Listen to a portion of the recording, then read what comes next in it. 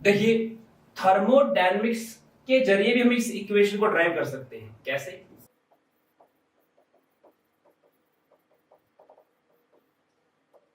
हमारे पास थर्मोडायनेमिक्स में एक इक्वेशन होती है, delta G is equals to delta G not plus 2.303 R T log Q. अभी क्यू क्या होता है इसके अंदर? क्यू होता है रिएक्शन क्वोशिएंट। आर टी से पता है। डेल्टा जी क्या होता है? डेल्टा जी नोट क्या होता है? ये होता है Gibbs free energy change when cell is working, जब सेल काम कर रहा है। ठीक है, और ये क्या होता है? ये होता है Gibbs free energy change in standard state. Standard state का मतलब क्या है? एक तरह से लगा लो, जब आपका सेल काम नहीं कर रहा है, जब आप उसे खरीद के लेके आए, डेड सेल की बात नहीं कर रहा हूं, जब उसका यूज नहीं किया गया है, ठीक है ना, जब आप उसको सेल को खरीद के लाए हैं, ठीक है। अभी गिब्स फ्री एनर्जी होता क्या है? और थर्मोडायनेमिक्स तुम स्टैंडर्ड स्टेट को ऐसे ले सकते, कंसंट्रेशन 1 मोलर हो, टेंपरेचर 298 केल्विन हो, ठीक है, जो नॉर्मली बोलते, प्रेशर 1 atm हो, आजकल बाहर यूज होता है उसमें, ठीक है। अब देखिए यहां पर ये क्या कहता है कि गिब्स फ्री एनर्जी क्या होती है कि जो यूजफुल वो अमाउंट ऑफ एनर्जी, मतलब जैसे किसी के पास टोटल एनर्जी है इतनी एनर्जी, मान लो किसी, और हमारी बॉडी के अकॉर्डिंग तो नहीं लूंगा मैं, कोई सिस्टम है जिसमें कुछ अमाउंट ऑफ एनर्जी है, तो इसकी वो अमाउंट, जब कोई काम हो रहा है तो इसकी एनर्जी कम हो रही है, तो सिर्फ वो एनर्जी जो किसी यूजफुल वर्क को करने में लगी है वो होती है गिब्स फ्री एनर्जी। ठीक है, अब यहां पे डेप्थ में बात नहीं कर रहा हूं मैं इसकी, क्यों? क्योंकि मैकेनिकल वर्क भी वर्क होता है, वहां पे कुछ ना कुछ चेंजेस नजर आए, इसमें मैकेनिकल वर्क को कंसीडर नहीं कर रहे हैं आप लोग। ठीक है, जब थर्मोडायनेमिक्स के आप लेक्चर देखेंगे तो आपको अच्छी तरह से क्लियर होगा एंथैल्पी और गिब्स फ्री एनर्जी। अभी आप बस इतना समझ लीजिए कि किसी सिस्टम की वो अमाउंट ऑफ एनर्जी जो किसी यूजफुल वर्क को करने में यूज होती है, ठीक है, उसे बोलते हैं आप गिब्स फ्री एनर्जी। तो डेल्टा जी जो है मेरे पास, ये जो है ये delta G is equals to minus W, useful work को करते हैं, ठीक है। अगर मैं डब्ल्यू यूजफुल निकालूंगा तो इसका क्या जाएगा? माइनस आ जाएगा। ऐसे डेल्टा जी नॉट क्या हो जाएगा? माइनस डब्ल्यू यूजफुल, लेकिन मैक्सिमम,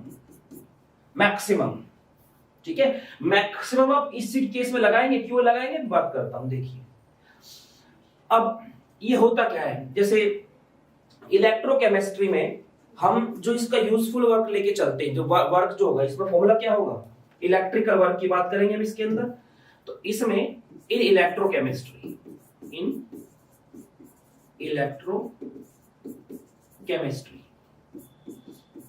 वर्क जो होगा हमारे पास वो होगा आपका चार्ज इनटू पोटेंशियल। ठीक है, चार्ज, भाई चार्ज को हम फेराडे में लेके चलते हैं, 1 फेराडे 2 फेराडे 3 फेराडे, तो n फेराडे, हमें नहीं पता कितने फेराडे। और पोटेंशियल हम किस में लेके चल रहे हैं? E। ठीक है, तो W क्या हो गया आपका? W हो गया आपका NFE। E क्या है इसमें? इलेक्ट्रोड पोटेंशियल हो जाएगा एट एनी टाइम, यानी जब सेल काम कर रहा है। अब इसमें मैं लेके चलूं मैक्सिमम मॉडल लेके चलूं यूजफुल वाला, तो वो क्या हो जाएगा? हो जाएगा आपका, अच्छा माइनस साइन आएगा, माइनस NFE नोट सेल आएगा इसमें। ठीक है, नहीं सही जा रहा है, सही जा रहा है, ठीक है। तो ई नोट सेल हमें पता है ना, ई नोट सेल क्या होता है? जब सेल को खरीद के लेके आते हैं तो उसमें पोटेंशियल डिफरेंस क्या होता है? एनोड कैथोड के बीच में मैक्सिमम होता है, लेकिन जब उसको यूज करते हैं तो क्या पोटेंशियल डिफरेंस कम होने लग जाता है। तो ये क्या है? ये आपका ना पोटेंशियल डिफरेंस कम हो जाएगा, इसमें क्या है? पोटेंशियल डिफरेंस डिक्रीज कर चुका होगा। और यहाँ इस वाले केस में क्या होता है, पोटेंशियल डिफरेंस मैक्सिमम होता है। तो ऑब्वियस सी बात है जब NF दोनों में सेम है, ठीक है, तो E नोट सेल की वैल्यू अगर ज्यादा होगी, मैक्सिमम होगा अगर पोटेंशियल डिफरेंस, तो सोल्व करके वैल्यू भी क्या आएगी, मैक्सिमम आएगी ना। तो इसलिए मैक्सिमम यूजफुल वर्क निकलता है इसके केस में, ठीक है, जब आपका डेल्टा G नॉट की बात आती है। तो बस अब हमें यही चीजें इसमें रख देनी है। तो डेल्टा G की क्या पुट करूंगा, मैंने बोला ना माइनस, लिखा नहीं कि मैंने कहीं भी, हाँ ये लिखा हुआ है, ठीक है। तो यहाँ पे क्या लिखूंगा मैं, minus W is equals to, इधर भी आपका माइनस W रहेगा, लेकिन ये क्या रहेगा आपका मैक्सिमम यूजफुल वर्क, कि यूजफुल वर्क कितना हो सकता है मैक्सिमम इससे, ठीक है, प्लस 2.303 RT log Q। अब Q की भी बात कर लेते हैं एक बार। ये होता क्या है, ये किसी टाइम पीरियड में रिएक्टेंट और प्रोडक्ट की कंसंट्रेशंस का रेशियो होता है, रिएक्टेंट और प्रोडक्ट इनकी कंसंट्रेशन का रेशियो है, ये और कुछ नहीं है, ठीक है, ये आएगा। तो अब मैं इसको भी इसमें पुट करूंगा तो मेरे पास क्या बन जाएगा, minus W is equals to minus W maximum useful plus 2.303 RT log concentration of product. अब क्योंकि हम इसमें क्या लेके चल रहे, रिएक्टेंट प्रोडक्ट की बात करें, हमारे पास क्या था, रिएक्टेंट साइड में आयनिक टर्म किसकी आती है, एनोड वाले की। तो यहां मैं लिख सकता हूं anode half cell divide by cathode half cell, इनकी कंसंट्रेशन का जो रेशियो होता है, जो इनकी स्टोइचियोमेट्रिक पावर आती है इनके साथ, ठीक है। मैं इसको ऐसे लिख सकता हूं, ionic terms at product side, उनकी कंसंट्रेशन, और इसको क्या लिख सकता हूं, ionic terms at reactant sides, ठीक है। तो अब चलते हैं इसमें आगे, देखिए अब अगर मैं मानूं कि इक्विलिब्रियम सेटअप हो चुका है, जब इक्विलिब्रियम आ चुका होता है तो उस टाइम क्या होता है, उस टाइम देखिए एक बार आप इसका स्क्रीनशॉट ले लीजिए स्टूडेंट्स, थोड़ा सा ये ध्यान दे रहा है, ये मैंने गलत लिख दिया, ये ना प्रोडक्ट ऊपर आएगा, रिएक्टेंट नीचे आएगा, गलती से मैंने रिएक्टेंट अपॉन प्रोडक्ट बोल दिया है, ये प्रोडक्ट अपॉन रिएक्टेंट की कंसंट्रेशन होती है, प्रोडक्ट अपॉन रिएक्टेंट, ठीक है। अब देखिए यहीं से इससे आगे क्या होगा, इसे अब साफ कर देते हैं,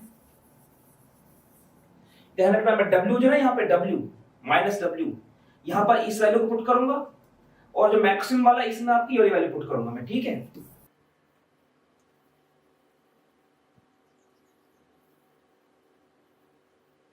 तो देखिए अब मैं क्या पुट करूं, माइनस W यूजफुल जो क्या जाएगा, NF E सेल माइनस का, ठीक है, और यहां पे क्या आएगा, minus NF E not cell, ठीक है, और ये आ गया आपका प्लस का 2.303 RT log एनोड की तरफ जो मतलब प्रोडक्ट की तरफ जो आयनिक टर्म होती है, और ये जो आपकी रिएक्टेंट की तरफ जो आयनिक टर्म होती है, ठीक है, ठीक। अब देखिए मैं इसमें क्या कर सकता हूं, मैं इस पूरे में से अगर माइनस कॉमन ले लूं तो मेरे पास क्या बचेगा, यहां आ जाएगा NFE cell is equals to NF E not cell minus 2.303 RT log anode half cell और कैथोड हाफ सेल की कंसंट्रेशन का रेशियो, ठीक है। अब अगर मैं इस पूरे को NF से डिवाइड कर दूं, डिवाइड बाय NF, तो क्या होगा, मेरे पास ये बन जाएगा E cell is equals to E not cell minus 2.303 RT divided by NF log anode half cell divided by cathode half cell की concentration.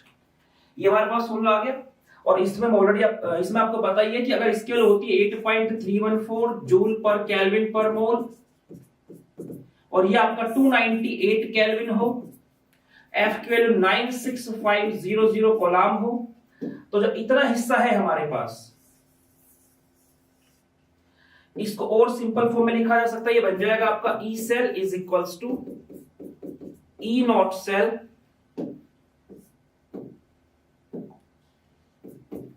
Minus 0.0591 divided by N log anode half cell divided by cathode half cell.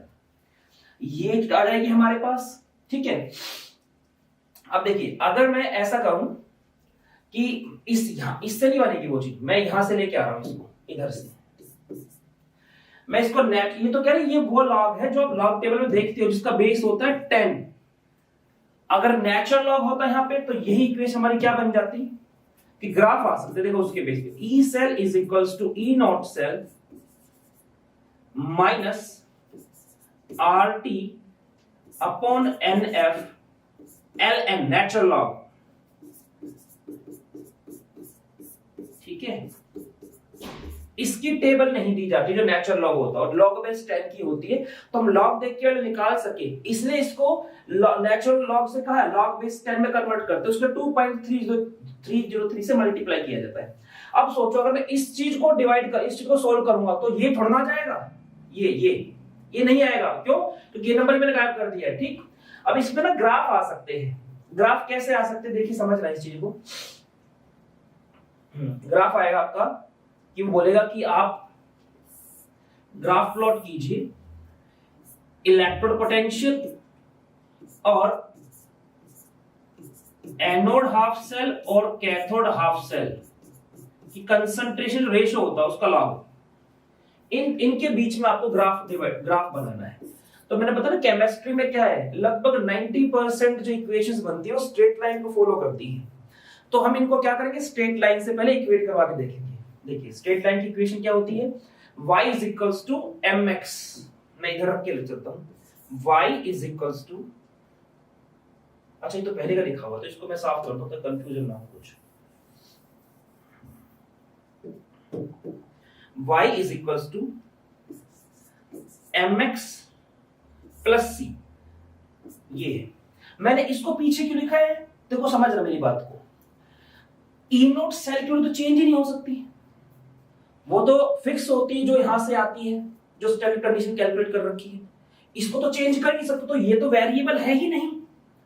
Variable क्या है, समय के साथ साथ क्या क्या चीजें बदलेंगी, एक जो एनोड हाफ सेल है और जो कैथोड हाफ सेल है वहां पर रिएक्शन हो रही है ना, तो उनकी कंसंट्रेशन में चेंज आएगा। तो वेरिएबल क्या, एक तो कंसंट्रेशन टर्म है, और जब कंसंट्रेशन चेंज हो रही है तो दोनों के पास जो इलेक्ट्रॉनों की संख्या है उसमें क्या आ रहा है, उसमें चेंज आ रहा है, जिसके कारण क्या होगा, इन दोनों में पोटेंशियल कि किसमें कितना कितना चार्ज था उस पे अंतर आएगा।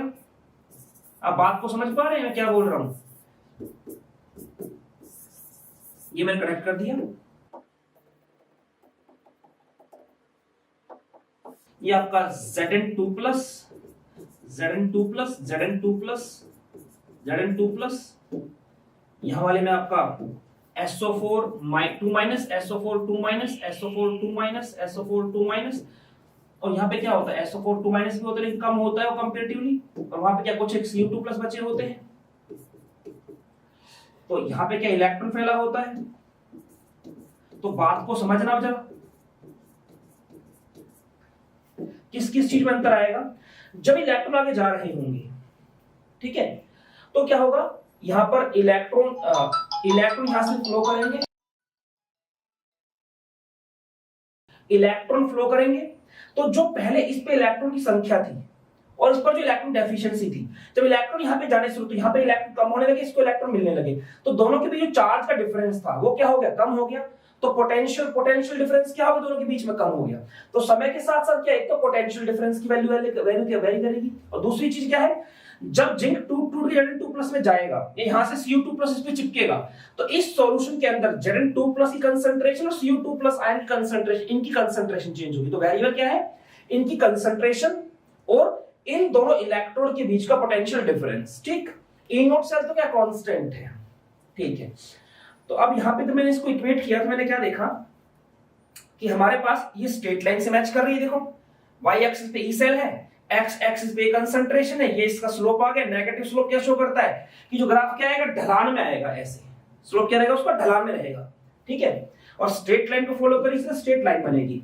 अब इसमें जैसे मान लो वैल्यूज लिखी हुई यहां पे ई सेल की ऐसे, तो कहां से इसको कट मतलब स्टार्ट कहां से करूं इस ग्राफ को, तो वो जो वैल्यू है वो क्या होगी, वो होगी ई नोट सेल। जैसे जिंक और कॉपर वाले केस में क्या होगा आपके 1.10 वोल्ट, और यहाँ पे क्या लिखा था, जैसे मान लो यहाँ पे ऐसे वैल्यूज लिखी हुई है, मान लो यहाँ पे लिखा 1 2 3 4 5 6 7, मान लो यहाँ पे लिखा 15 volt, 30 volt, 45 volt, 60 volt, 75 volt, 90 volt, ये आपका 110 वोल्ट, ठीक है, 125 वोल्ट, 140 वोल्ट, ऐसे वोल्ट लिखा हुआ था। ये आपका 1 पॉइंट सॉरी ये ना सारा सारा उसमें ये तो है आपका 0.01 वोल्ट, 0.30, 0.45, 0.60, जो पॉइंट में है ये 1 पॉइंट, ये 1.25, ये आपका 1.40, इस तरह से।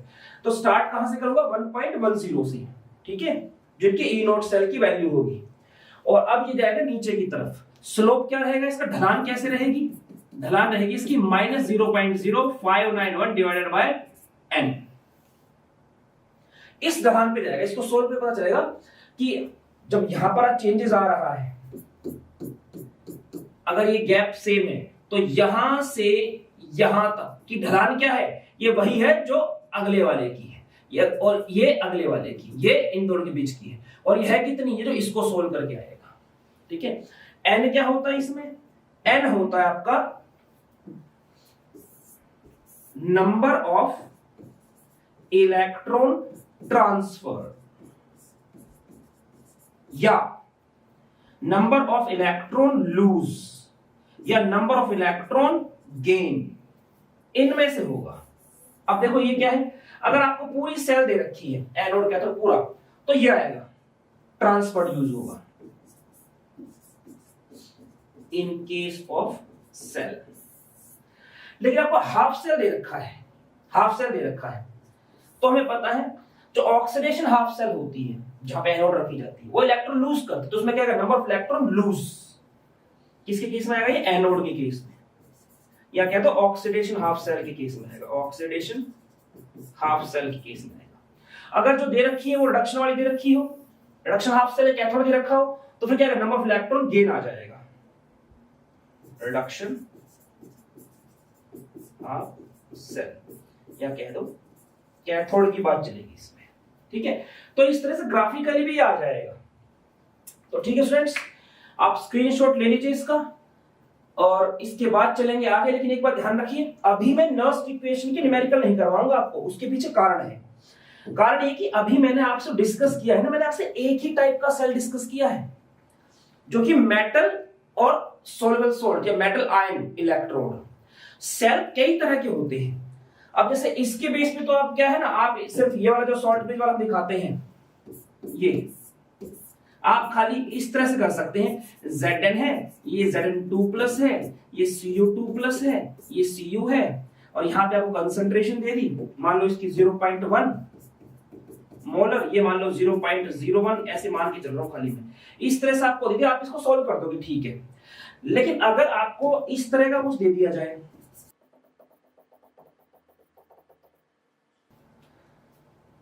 SH डाल दीजिए साथ में या कुछ और डाल दे, तो उसमें हो सकता है कुछ थोड़ा बहुत कंफ्यूजन आ जाए, कैलोमल इलेक्ट्रोड के अकॉर्डिंग उसको रिप्रेजेंट किया गया हो। तो नर्स्ट इक्वेशन के न्यूमेरिकल को शुरू करने से पहले आपको अच्छी तरह से पता होना चाहिए कि कौन सी इलेक्ट्रोड के साथ कौन सी इलेक्ट्रोड रखी गई है। अगर आपको वो नहीं समझ में आएगा तो आप न्यूमेरिकल में कहीं ना कहीं दिक्कत महसूस करेंगे, ठीक है। तो पहले टाइप ऑफ इलेक्ट्रोड्स को डिस्कस करेंगे, उसके बाद में इसके न्यूमेरिकल्स को डिस्कस करूंगा। एक छोटा सा मैं इसको छोटा सा एक क्वेश्चन लेके चलूंगा, वो आपको समझाऊंगा, स्क्रीनशॉट ले लीजिए आप। देखिए स्टूडेंट्स, अगर हमसे एक, जैसे हमारे पास जो इक्वेशन थी वो क्या थी, वो थी E cell is equals to E not cell minus 0.0591 divided by n log anode half cell divide by cathode cell, ठीक है। तो इनकी पावर जो भी होगी अल्फा बीटा बैलेंस करने के बाद जो भी आएगा, ठीक है, ये है।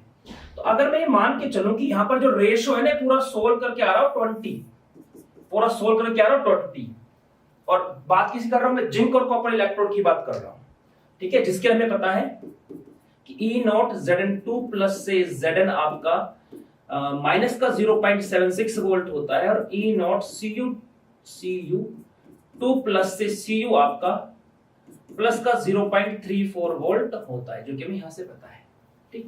तो मैं कैसे निकालूंगा इसको, मैं निकालूंगा E cell is equals to, ये आपका 1.10 आ जाएगा, तो थोड़ा सा और लिख देता हूं।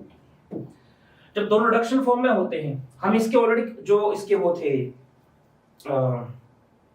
फॉर्मूले डिस्कस कर चुके हैं कि आप कैथोड माइनस एनोड अगर करते हैं तो क्या करेंगे, दोनों के रिडक्शन फॉर्म में इसमें दिया गया है, जो बड़ा है वो कैथोड, जो छोटा है वो एनोड।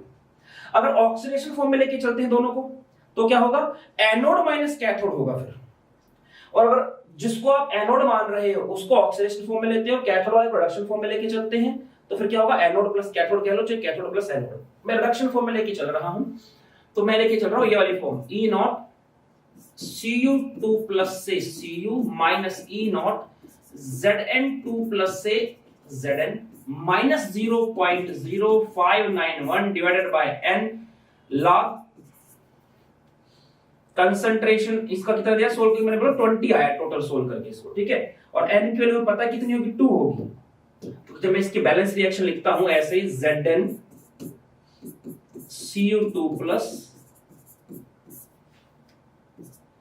Cu प्लस में Zn2 प्लस, तो हमें पता है दोनों तरफ चार्ज कितना आ रहा है, यहां से जब ये यहां जा रहा है Zn से Zn2 प्लस 2 आ रहा है, यहां भी कितना आ रहा है +2, गैप कितने का आ रहा है +2 का आ रहा है, ठीक है। तो इसमें यहां पे 2 लेके चलूंगा, तो मेरे पास यहां पे क्या आ जाएगा, E cell is equals to 1.10 minus, इसको सोल्व करूंगा थोड़ा सा, चलो 0.0295 ये आ गया। log 20 कितना होता है, तो होता है 1.3010, तो इनटू में क्या आ जाएगा आपका 1.3010, इस पूरे को सोल्व करके आएगा ये, ठीक है। यहां से क्या आ जाएगा, आपका आंसर आ जाएगा कि भाई जो सेल यूज नहीं हो रहा था जिसमें इतना पोटेंशियल डिफरेंस था, इसके हिसाब से इसको वर्क करना चाहिए था, ठीक है। अब जब हमने उससे कुछ काम लेना स्टार्ट किया है, तो अब इसके पास कितना यूजफुल वर्क ये कर पाएगा, ठीक है, तो क्योंकि उसमें से कुछ क्या रिड्यूस हो चुका है।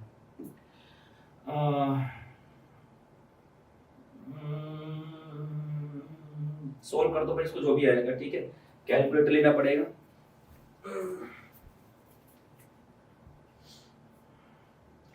करना चाहो तो रफली देखो, बताऊं कैसे कर सकते हो। जैसे इसको ना अभी थोड़ा रफली बता रहा हूं आपको, ठीक। इनकी मल्टीप्लाई करनी है, जैसे आपको मैं इसको ऐसे लिख सकता हूं ना कि इसको लिख दूं मैं 2.95, ठीक है, या चलो 2.9 0.2 लिख लो, 0.29 0.295 इंटू 1.3010 और इंटू में 10 की पावर -1, क्योंकि मैंने डेसिमल में एक प्लेस राइट पे गया हूं ना, यहां पे गया हूं, ठीक है।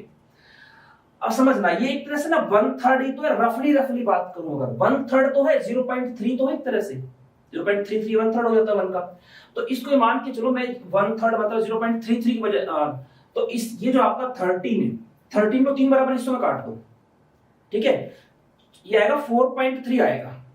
अब 4.3 थोड़ा सा कम कर लो, क्योंकि एग्जैक्ट 1/3 तो है नहीं, तो इस हिस्से को जब आप सॉल्व करोगे ना, तो ये आएगा आपका 0.4 समथिंग आ जाएगा, 2, हाँ, ये आपका 0.4142 के आसपास आएगा, इंटू 10 की पावर -1। तो देखो अब हम इसे कैलकुलेट करके देखते हैं, 0.295 इंटू 1.3010, 0.38 आ गया, वही 0.4 के आसपास आ गया, ठीक है ना। तो और इनटू में क्या है 10 पर -1, तो क्या आएगा आपका 0.0383, ठीक है। और 1 पॉइंट, इसको कैंसिल करना पड़ेगा, 1.10 माइनस 0.0383, यहां से क्या आ गया 1.06, इतना वोल्ट, ठीक है। तो इसके हिस्सा अब आपको इसमें से निकालना हो वर्क कितना यूज हुआ था, मतलब कितना इसने यूजफुल वर्क किया। तो क्या कर दो, W is equals to NF E cell, कि भाई अब n की वैल्यू कितनी है 2 है, F कितना 96500, इनटू में E सेल क्या आपका 1.06, सोल्व कर दो, आपके पास क्या आ जाएगा यूजफुल वर्क आ जाएगा एट एनी टाइम। और मैक्सिमम निकालना हो तो यहीं पे क्या पुट करना पड़ेगा E सेल की जगह, अगर मैक्सिमम यूजफुल वर्क निकालना हो जितना कर सकता था, ठीक है, तो ये हो जाएगा 2 इंटू 96500 इंटू 1.10, ये इसके बेस पे आ जाएगा, ठीक है। तो इस तरह से आप इसके न्यूमेरिकल कर सकते हैं।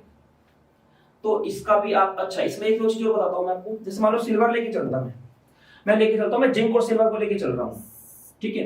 तो यहाँ पे Zn, अब देखो इस चीज को याद करने से फायदा क्या होता है, अगर आपको सेल रिप्रेजेंटेशन नहीं दे रखी, अगर सेल रिप्रेजेंटेशन दी है, मतलब अगर आपको कहीं पे ये दिया जाए ना कि Cu से Cu2 प्लस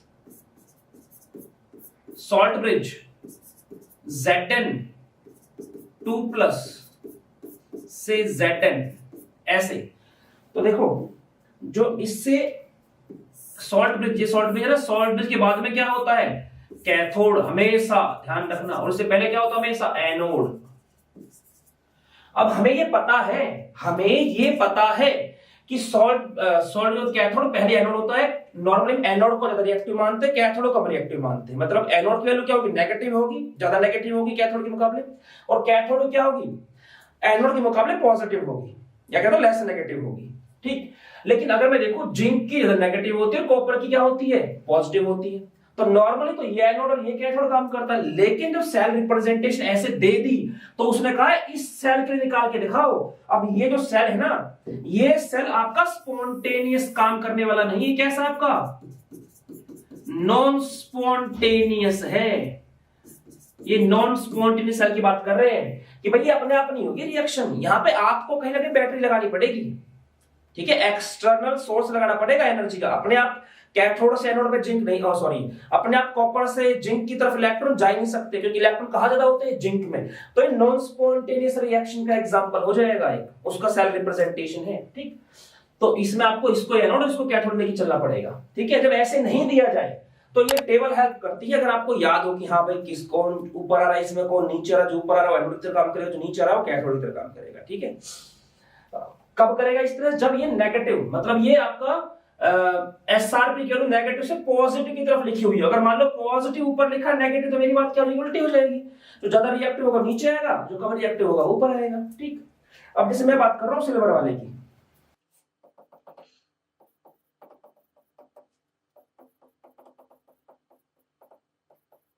ये इसके लिए अगर आपको यही चीज बनानी हो तो कैसे बनाएंगे, सबसे पहले जब भी आप ये कंसंट्रेशन टर्म में चीजें भरे, आपकी रिएक्शन हमेशा बैलेंस होनी चाहिए, आपकी रिएक्शन हमेशा बैलेंस होनी चाहिए।